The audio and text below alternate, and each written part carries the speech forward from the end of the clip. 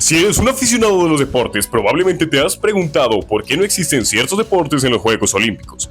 De alguna manera, los Juegos Olímpicos, a pesar de ser muy variados y mostrar una amplia gama de modalidades deportivas, inclusive destacando varios y muy ricos fenotipos, no es impensable el preguntarnos por qué muchos deportes que también son muy importantes no están. Algunos inclusive traerán a colación deportes de ruedas como el patinaje. Sin embargo, hay que tomar en cuenta que un deporte se abra paso entre los Juegos Olímpicos es bastante complicado. Muchas veces los nuevos deportes que se inauguran ya son deportes bastante tradicionales en el país que está siendo el anfitrión del momento. Pero por el poder del capitalismo, con el paso de las décadas tendrán que incluir deportes que parecerían para la actualidad impensables. Y eso hace que nos planteemos, ¿sería posible que en los Juegos Olímpicos lleguen a existir deportes a motor? Muchas personas entran primero en la discusión de siquiera si los deportes a motor son deportes. Bueno, aquí les tengo unos cuantos argumentos a favor de que sí son deportes. El primer argumento es que sí son deportes, fin. El segundo argumento es que si quieren escuchar más argumentos, denle a like y comenten para el próximo video a hacer un video sobre por qué los deportes a motor efectivamente son deportes, con argumentación anatómica y biológica. Ya saben, las que realmente les gusta en este canal. Sin más rodeos ni vueltas a la pista, empecemos. Esto será un top 6 deportes que probablemente, a pesar de ser a motor, podrían estar en los Olímpicos en los próximos años. Esto es anatomía versus máquina. Si la hípica, donde el 70% del éxito es el caballo, es olímpica, ¿por qué no un kart? Los pilotos son atletas de élite, su VO2 Max rivaliza con el de ciclistas profesionales. Ciencia pura, los frenos de la Fórmula 1 alcanzan inclusive 1200 grados centígrados, temperaturas suficientes como para fundir el aluminio, y el curling usa piedras de granito que se deslizan sobre el hielo. Así que estos son 6 deportes a motor que podrían estar en los Olímpicos. Yo soy Anthony Franco y estos son Deportes al Extremo. Puesto número 6. En el puesto número 6 tenemos el karting eléctrico, los dioses al volante. ¿Por qué es icónico el karting? Es donde Hamilton y Van der Stappen aprendieron a domar la velocidad. Con karts eléctricos se elimina el ruido y se enfoca en la habilidad pura. 4G en curvas y aceleraciones de hasta 100 km por hora en 3 segundos. Aunque parezca poco, recuerden que este tipo de ergonomía y de estructura de carro realmente hace muy difícil ir a estas velocidades. El cuerpo lo siente todo. Es como si fueras en una patineta a 150 por hora. Literalmente la sensitividad te hace realmente esforzarte frente a las fuerzas G, y aparte la succión que crea el suelo hace que sea mucho más difícil enfrentarse a la hora de maniobrar el volante. Aparte de esto, no es impensable, ya que en los Juegos Olímpicos de la Juventud del 2018, Franco Colapinto, ahora conductor de la Fórmula 2, ganó una carrera de exhibición antes de desayunar. Una buena manera de realizarlo en los Olímpicos son competiciones mixtas por países, 12 pilotos por heat, baterías intercambiables y chasis estandarizados, para que sea más igualitario, como les gusta a los deportes profesionales y más a los deportes que tienen esos valores olímpicos de todos por igual. Y para los que dudan si es un deporte, resulta que la deshidratación extrema llega a los 2 kilogramos perdidos en 30 minutos. El estrés térmico fundiría tu iPhone. Puesto número 5. El drifting, el arte de desafiar la gravedad y la cordura también. ¿Y por qué es icónico? Aquí no gana el más rápido, sino el más poético. Ángulos de derrape de 120 a 150 km por hora, con un control neuromuscular comparable con el de un pianista interpretando a Chopin bajo LSD. Por ejemplo, ¿sabías que los neumáticos del drifting se desintegran en 2 minutos liberando compuestos químicos que huelen a gloria apocalíptica? La propuesta olímpica sería batallas 1 versus 1 en un circuito urbano. Ejemplo, las calles de Tokio. Coches de tracción trasera con 500 caballos y neumáticos biodegradables. Efectos en el piloto, fuerzas centrífugas que comprimen la columna vertebral como un acordeón. Así, es muy difícil dudar de que esto es un deporte. Y si ya han habido en los Olímpicos breakdance, ¿por qué no poner también el drifting? Puesto número 4. Si queremos realmente hablar de deportes en todo el sentido de la palabra, también necesitamos los deportes de resistencia. Y a esto llega la WEC, el Campeonato Mundial de Resistencia Automovilística. El juego de tronos de las 24 horas. ¿Por qué es icónico las 24 horas de Le Mans? Son una batalla contra el tiempo, la fatiga física. Los pilotos experimentan microsueños de 2 segundos a 3 segundos en las rectas, mientras sus cerebros consumen glucosa al ritmo de un DJ en rap.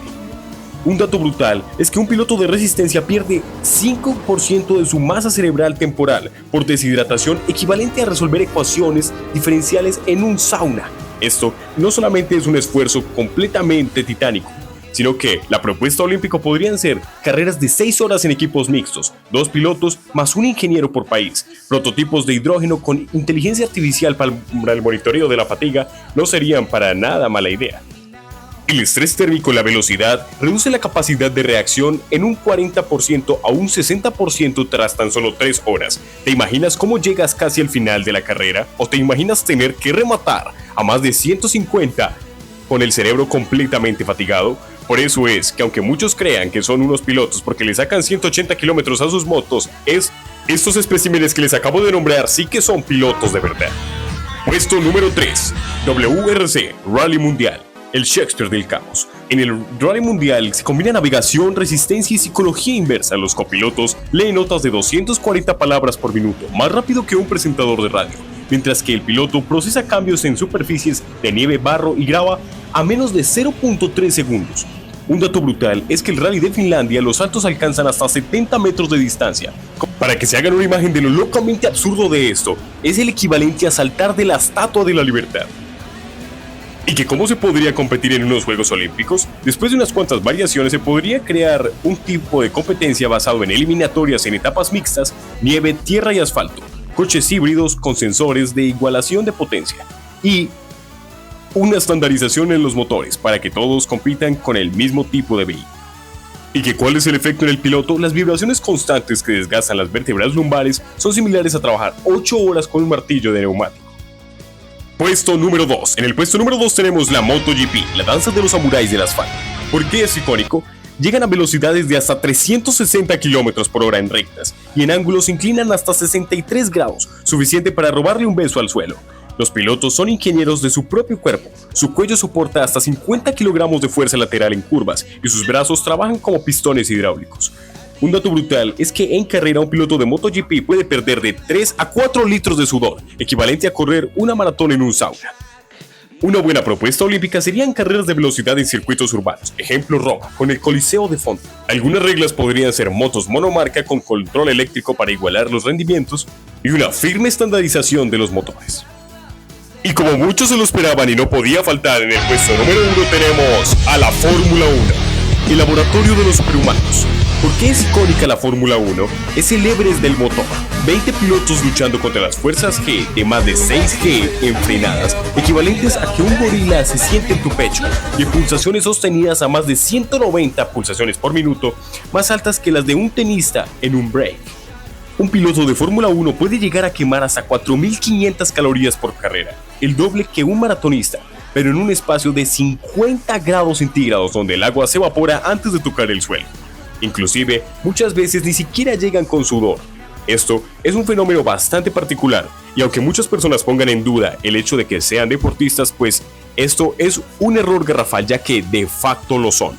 Son completamente capaces de enfrentarse a muchos tipos de entrenamientos. De hecho, muchos entrenan como un competidor de Ironman aficionado, además de que tienen que preparar sus mentes para miles de variables para ser capaces de generar muchas combinaciones en segundos, con cientos de botones para simplemente darle una capacidad específica al motor. No solamente es un deporte de pensamiento rápido, sino también de esfuerzo cardiovascular, como combinar una especie de corredor de 5.000 metros con una especie de ajedrecista, obviamente, sin ser netamente tan difícil mentalmente como ser un ajedrecista o tan difícil cardiovascularmente como ser un corredor de 5.000 metros. Sin embargo, el hecho de que involucre tantas habilidades ya somete a un estrés neural el cuerpo y a un estrés nervioso tal que puede llegar a activar genes tal cual como lo haría en cualquier otro tipo de deporte brusco como el levantamiento de pesas, las carreras o el ajedrez.